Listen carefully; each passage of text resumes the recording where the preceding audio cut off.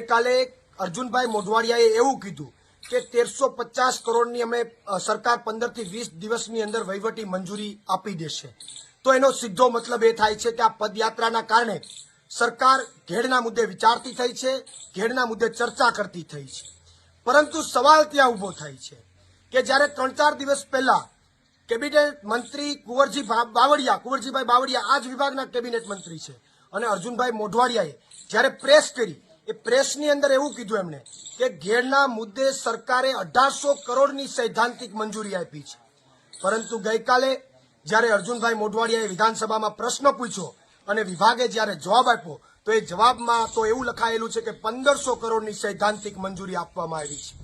તો આમાં જળ વિભાગના કેબિનેટ મિનિસ્ટર કુંવરજીભાઈ બાવળિયા સાચા કે વિધાનસભાના આંકડા સાચા? સૌથી મોટો પ્રશ્ન તો આ થાય છે। કેબિનેટ મિનિસ્ટરને ખબર નથી કે શું કે 1500 કરોડ છે કે 1800 કરોડ? તો આમાં વિધાનસભા સાચી કે મંત્રી સાચા? પહેલા તો આ ભાજપની સરકાર મને જવાબ આપે। 300 કરોડનો ગેપ છે, એવડો મોટો ગેપ ન હોઈ શકે। કેબિનેટ મિનિસ્ટર 2 દિવસ પહેલા એમ કહે છે કે 1800 કરોડ, વિધાનસભાના આંકડા કહે છે 1500 કરોડ। તો આ ડિફરન્સ જે છે એ ગુજરાતની જનતા જાણવા માંગે છે અને ભાજપ આનો ત્વરિત જવાબ